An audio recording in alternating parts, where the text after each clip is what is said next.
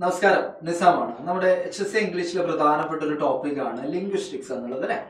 അതിലൊരു ചെറിയ ടോപ്പിക്കാണ് ബ്രാഞ്ചസ് ഓഫ് ലിംഗ്വിസ്റ്റിക്സ്. അതിനുശേഷം നമ്മുടെ ഓർഗൻസ് ഓഫ് സ്പീച്ച്. ഈ രണ്ട് ടോപ്പിക്കുകളുടെയും കുറച്ച് വെറൈറ്റി ആയിട്ടുള്ള ചോദ്യമായിട്ടാണ് ഞാനിന്ന് വന്നിട്ടുള്ളത്. നമുക്ക് ആ ചോദ്യങ്ങളൊന്ന് നോക്കിയാലോ? യെസ്. ആദ്യത്തെ ചോദ്യം നോക്കൂ നിങ്ങൾ. Articulators that move to form speech sounds include all of the following except tongue, teeth, lips, alveolar ridge. So ആർട്ടിക്കുലേറ്റേഴ്സിനെ കുറിച്ച് ചോദിക്കുന്നുണ്ട്. സോ ഇതിലെ കീവേഡ് എന്ന് പറയുന്നത് മൂവ് എന്നുള്ള കീവേഡ് ആണ്. സോ ഇതിൽ മൂവ് ചെയ്യാത്ത ഒരു ആർട്ടിക്കുലേറ്റർ മാത്രമേ ഉള്ളൂ. അത് ഏതാണ് എന്നുള്ളതാണ് നമ്മളോട് ചോദിച്ചിട്ടുള്ളത്. നമുക്കറിയാം ആൽവിയോളാർ റിഡ്ജ് ആണ് അല്ലെ. യെസ്, ആൽവിയോളാർ റിഡ്ജ് ആണ് നമ്മുടെ ഇതിലെ ആൻസർ ആയിട്ട് വരുന്നത്. ഇതിലെ ടങ് ആൻഡ് ലിപ്സ് ഈ രണ്ടിനെയുമാണ് നമ്മൾ ആക്റ്റീവ് ആർട്ടിക്കുലേറ്റേഴ്സ് എന്ന് പറയുന്നത് കേട്ടോ. ലിപ്പ് എന്ന് പറയുന്നത് ലോവർ ലിപ്പാണ് കേട്ടോ. ഇതിലെ ആക്റ്റീവ് ആർട്ടിക്കുലേറ്റേഴ്സ് ആയിട്ട് നമ്മൾ പറയുന്നത്. അതുകൂടെ ഓർത്തിരിക്കുക. ബാക്കിയുള്ളതിനെ നമ്മൾ പാസീവ് ആർട്ടിക്കുലേറ്റേഴ്സ് കൂടെ എന്നൂടെയാണ് പറയുന്നത്. സോ ഒന്നാമത്തെ ചോദ്യം ഓപ്ഷൻ ഡി ആണ് ആൻസർ ആയിട്ടുള്ളത്. ഇനി നമുക്ക് അടുത്ത ചോദ്യത്തിലേക്ക് നോക്കാം. Which of the following organs is exclusively part of the phonatory system? Phonatory സിസ്റ്റവുമായി ബന്ധപ്പെട്ട പാർട്ട് ഏത്? Lungs, larynx, tongue, teeth. ഏതായിരിക്കും ആൻസർ ആയിട്ട് വരുന്നത്? സോ ഫോണേറ്ററി സിസ്റ്റം ഉണ്ട്, റെസ്പിറേറ്ററി സിസ്റ്റം ഉണ്ട്, ദെൻ ആർട്ടിക്കുലേറ്ററി സിസ്റ്റം ഉണ്ട്. ഈ മൂന്ന് സിസ്റ്റവും കൂടെ നമ്മൾ കൃത്യമായിട്ട് അതിലെ ഓർഗൻസ് ഏതൊക്കെയാണെന്ന് പഠിക്കണം. അപ്പൊ നമുക്ക് എന്ത് കിട്ടും? ആൻസർ ഓപ്ഷൻ ബി എന്ന് കിട്ടും, ലാരിങ്സ് എന്ന് കിട്ടും. സോ ടങ്, ലങ്സ് വരുന്നത് റെസ്പിറേറ്ററിയിലെയാണ്. ടങ് ആൻഡ് ടീത്ത് വരുന്നത് ആർട്ടിക്കുലേറ്ററി സിസ്റ്റത്തിന്റെ ഭാഗമാണ്. സോ ഈ മൂന്ന് സിസ്റ്റത്തിലെയും ഓർഗൻസ് ഏതൊക്കെയാണ് എന്നുള്ളൊരു ധാരണ നിങ്ങൾക്ക് ഉണ്ടായിരുന്നാൽ കൂടുതൽ ചോദ്യങ്ങൾക്ക് ആൻസർ ചെയ്യാൻ നിങ്ങൾക്ക് കൊണ്ട് പറ്റും. അടുത്ത ചോദ്യം കുറച്ച് പ്രാക്ടിക്കൽ ലെവലിലേക്കാണ്. നോക്കണേ നിങ്ങൾ. If A researcher is analysing how the brain interpret differences between the sound bat and PAT, they are studying articulatory phonetics, acoustic phonetic, auditory phonetics and syntax. So ഇവിടെ നമ്മളോട് ചോദിച്ചിട്ടുള്ളത് 3 ടൈപ്പ് ഓഫ് ബ്രാഞ്ചസ് ഉണ്ട് ഫോണറ്റിക്സിന്റെ എന്ന് നമുക്കറിയാം. So അതുമായി ബന്ധപ്പെട്ടൊരു ചോദ്യമാണ്. ഇവിടെ നോക്കണേ നിങ്ങൾ, എങ്ങനെയാണ് ബ്രെയിന് സാധനത്തിനെ ഇന്റർപ്രറ്റ് ചെയ്യുക? അപ്പൊ നമുക്കറിയാം പെർസെപ്ഷനുമായി ബന്ധപ്പെട്ടത്, ഒരു സൗണ്ടിന്റെ പെർസെപ്ഷനുമായി ബന്ധപ്പെട്ടതിനെ കുറിച്ച് പഠിക്കുന്നത് ഫോണറ്റിക്സ് എന്ന് പറയുന്നത് നമുക്കറിയാം ഇറ്റ്സ് ഓഡിറ്ററി ഫോണറ്റിക്സ് ആണ് എന്നുള്ളത്. സോ നമ്മുടെ ആൻസർ വരുന്നത് ഓപ്ഷൻ സി ആണ് കേട്ടോ. സോ ഇങ്ങനെയൊക്കെ പ്രാക്ടിക്കൽ ലെവലിലേക്ക് ചോദ്യം വരുമെന്ന് ഞാൻ പറയുന്നില്ല. വന്നു കഴിഞ്ഞാൽ കൃത്യമായിട്ട് നിങ്ങൾ എന്താണ് ആൻസർ പറയാൻ പറ്റണം കേട്ടോ. ഇനി അടുത്ത ചോദ്യം നോക്കൂ നിങ്ങൾ.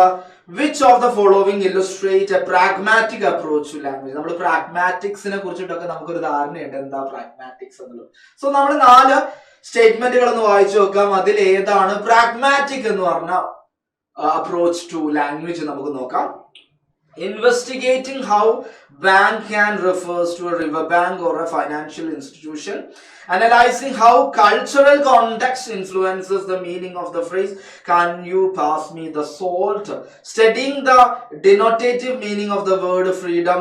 Exploring the synonym of the word fast in different contexts. അപ്പോൾ ഇതിൽ നമ്മൾ കൃത്യമായിട്ട് മനസ്സിലാവും പ്രാഗ്മാറ്റിക്സ് എന്ന് പറയുമ്പോൾ നമ്മൾ കോണ്ടെക്സ്റ്റുമായി ബന്ധപ്പെട്ട് കൾച്ചറൽ കോണ്ടെക്സ്റ്റുമായി വാക്കുകൾക്ക് ഉണ്ടാകുന്ന മീനിങ്ങിനെ കുറിച്ചിട്ടാണ് നമ്മൾ പ്രാഗ്മാറ്റിക്സ് എന്ന് പറഞ്ഞിട്ടുണ്ടായിരുന്നത്. അപ്പം നമുക്ക് ഏറ്റവും ആപ്റ്റ് ആയിട്ടുള്ള ആൻസർ എന്ന് പറയുന്നത് analysing how cultural context influences the meaning of the phrase can you pass me the salt. So option B ആണ് നമ്മുടെ ആൻസർ ആയിട്ട് വരുന്നത്. ഇനി നമ്മൾ അടുത്ത ചോദ്യം നോക്കാം. A linguist studying the intonation patterns in greetings such as hello and hello is likely working within. So നമുക്കറിയാം ഒരു യെസ് ഓർ നോ ക്വസ്റ്റ്യൻ ഉണ്ട്, ഒരു എക്സ്ക്ലമേഷൻ ഉണ്ട്. അപ്പൊ രണ്ടിന്റെയും ഇന്റോനേഷൻ പാറ്റേണിനെ കുറിച്ചിട്ട് ഒരു റിസർച്ച് അല്ലെങ്കിൽ ഒരു ലിംഗ്വിസ്റ്റിക് പഠിക്കുകയാണെങ്കിൽ അത് ഏതുമായി ബന്ധപ്പെട്ടായിരിക്കും? അപ്പൊ നിങ്ങൾ ശ്രദ്ധിക്കേണ്ടത് സ്ട്രെസ് ഇന്റോനേഷൻ ഒക്കെ വരുന്നത് നമ്മുടെ ഫൊണോളജിയുടെ ഭാഗമാണ് എന്നുള്ളൊരു ധാരണ നിങ്ങൾക്ക് ഉണ്ടായിരിക്കണം കേട്ടോ. സ്ട്രെസ് ഇന്റോനേഷൻ റിതം ഒക്കെ വരുന്നത് ഫൊണോളജിയുടെ ഭാഗമാണ് എന്നുള്ളൊരു കാര്യം നിങ്ങൾ കൃത്യമായിട്ട് അറിഞ്ഞിരിക്കണം. ദെൻ അടുത്തയിലേക്ക് നോക്കൂ നിങ്ങൾ. Which of the following is most likely to be studied under phonetics rather than phonology? So phonetics versus phonology, അതിന്റെ ഡിഫറൻസ് കൃത്യമായിട്ട് നിങ്ങൾക്ക് ഒരു ധാരണ ഉണ്ടായിരിക്കണം.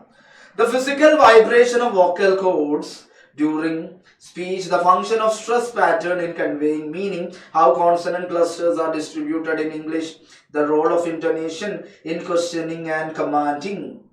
അപ്പൊ നമ്മളോട് ചോദിച്ചത് ഫോണറ്റിക്സിനെ കുറിച്ചിട്ടാണ് പറഞ്ഞത്. ഫോണറ്റിക്സ് എന്ന് പറഞ്ഞാൽ ഫിസിക്കൽ ആട്രിബ്യൂട്ട് ആണ്, എങ്ങനെയാണ് അത് പ്രൊഡ്യൂസ് ചെയ്യപ്പെടുന്നത്, അതിലാണ് നമ്മുടെ സ്പീച്ച് ഓർഗൻ ഒക്കെ വരുന്നത്. അപ്പൊ നമുക്ക് മനസ്സിലാവും the physical vibration of vocal codes during speech ആണ് ഫോണറ്റിക്സിൽ വരുന്നത്. ബാക്കി മൂന്നും നമുക്ക് നേരത്തെ പറഞ്ഞിരുന്നു, സ്ട്രെസ്, ഇന്റോനേഷൻ, ദെൻ എങ്ങനെയാണ് ലാംഗ്വേജിൽ വർക്ക് ചെയ്യുന്നത്, ഇന്റോനേഷൻ, ഇതൊക്കെ ഫോണോളജിയുടെ ഭാഗമാണ് എന്നുള്ളതും കൂടെ നമുക്ക് അറിയുന്ന ഒരു കാര്യമാണ്. സോ ഇതിന്റെ ഉത്തരം വരുന്നത് ഓപ്ഷൻ എ ആണ്. അടുത്തത്, phonology is primarily concerned with the acoustic properties of sound, the organization and functioning of sounds within a language, the biological mechanism of speech production, the use of ultrasound in studying speech articulation.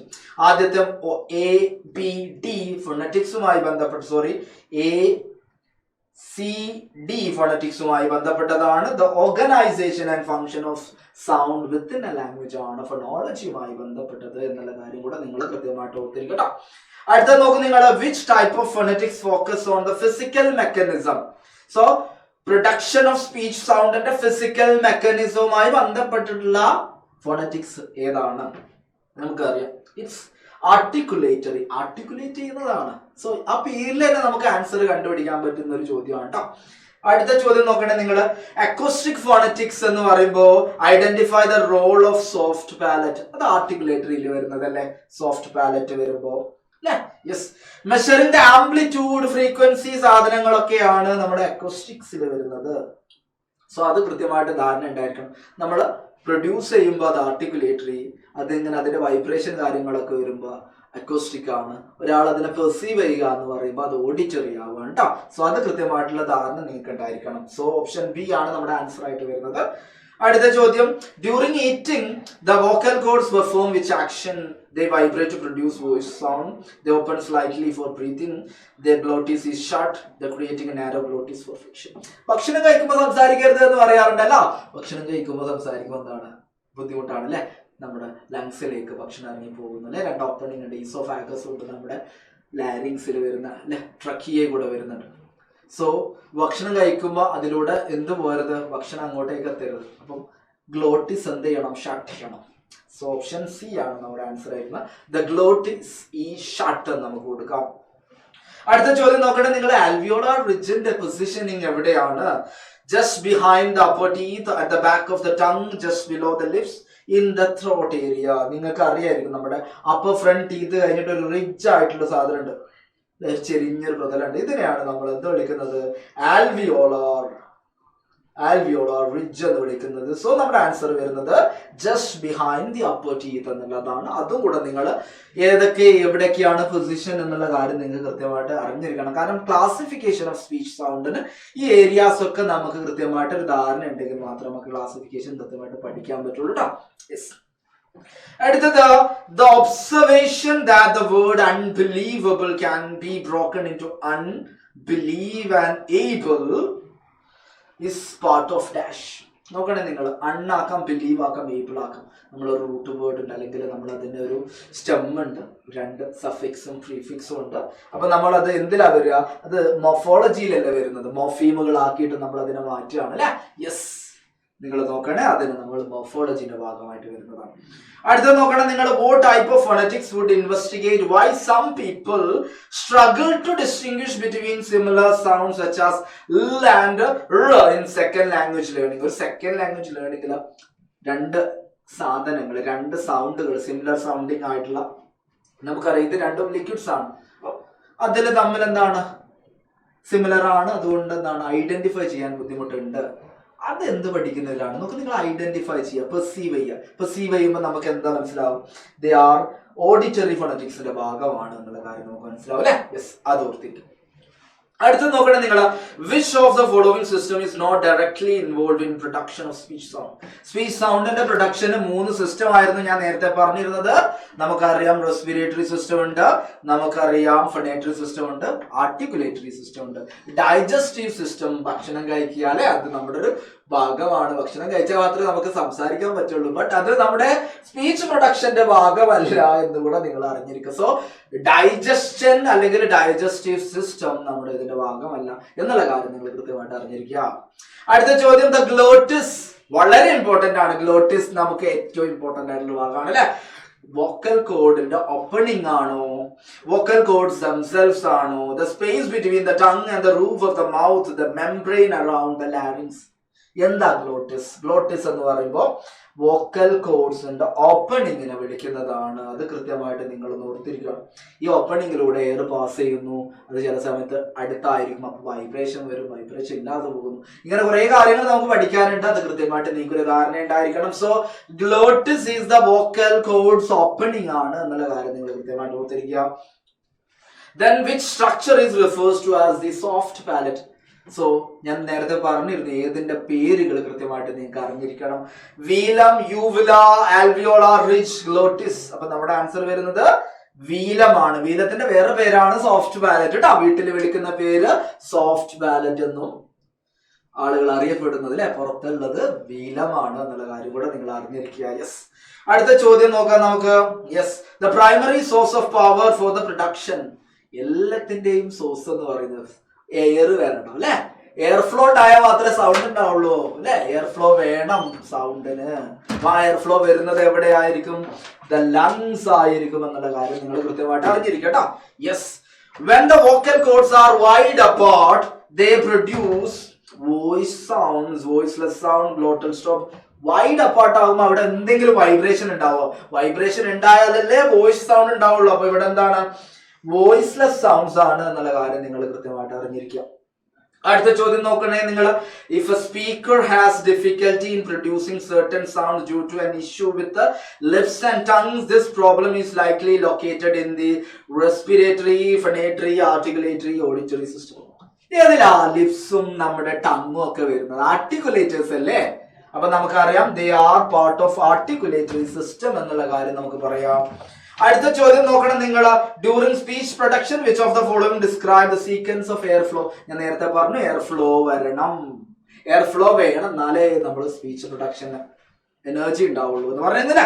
Yes, അപ്പൊ അതിന്റെ flow എങ്ങോട്ടാണ്? Lungs, trachea, larynx, articulators, bronchioles, trachea, larynx, alveoli, alveoli, bronchioles, articulators, trachea, larynx, lungs, trachea, articulators.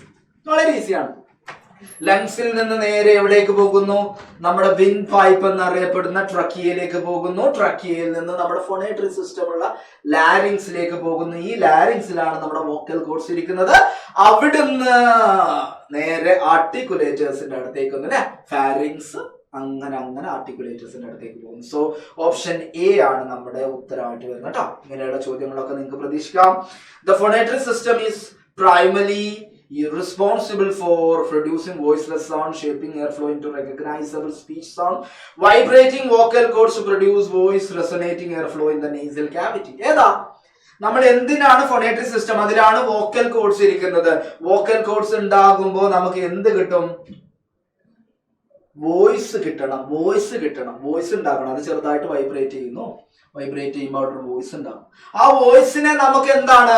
Recognisable ആയിട്ടുള്ള speech sound ആക്കി മാറ്റുന്നത് ആരാ? ഇത് ആർട്ടിക്കുലേറ്റേഴ്സാ. ഇവിടെ ആർട്ടിക്കുലേറ്റേഴ്സാ വരുന്നത് കേട്ടോ. വോയിസ്ലെസ് സൗണ്ടും വോയിസ്ഡ് സൗണ്ടും ഉണ്ടാക്കുന്നതാണ് ആര്? നമ്മുടെ വോക്കൽ കോഡ്സ്, ഫോണേറ്ററി സിസ്റ്റം. അപ്പൊ നമുക്ക് ഇവിടെ എന്ത് കൊടുക്കാം? വോയിസ് പ്രൊഡ്യൂസ് ചെയ്യണം. ആ പ്രൊഡ്യൂസ് ചെയ്യപ്പെടുന്ന വോയിസിന് എന്ത് ചെയ്യപ്പെട്ടിട്ടുണ്ട്? ആർട്ടിക്കുലേറ്റേഴ്സ് എന്താണ്? ഷേപ്പ് ചെയ്യുന്നുണ്ടോ? Resonating air flow in the nasal cavity ആണോ? അല്ല. അപ്പൊ ഓപ്ഷൻ ബി, സി ആണ് നമ്മുടെ ആൻസർ ആയിട്ട് വരുന്നത് കേട്ടോ. അടുത്ത ചോദ്യം നോക്കൂ നിങ്ങൾ. Which of the following terms refers to the inward? Inward ആകുമ്പോൾ നമ്മൾ ഇൻഗ്രസീവ് ആണ്, ഔട്ട്വേർഡ് ആകുമ്പോൾ അതിനെ എഗ്രസീവ് എന്നും കൂടെ പറയും. ആ ടേം കൂടെ നിങ്ങൾ ജസ്റ്റ് ഒന്ന് ഓർത്തിരിക്കും. അടുത്ത ചോദ്യം നോക്കൂ നിങ്ങൾ.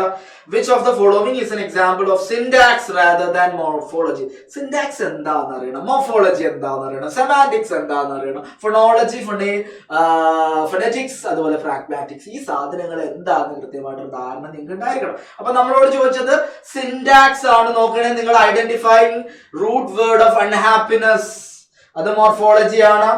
Analysing the passive construction of sentence, sentence structure ആണ് സിന്റാക്സ് വരുന്നത്. Determining whether cats or cats is grammatically correct.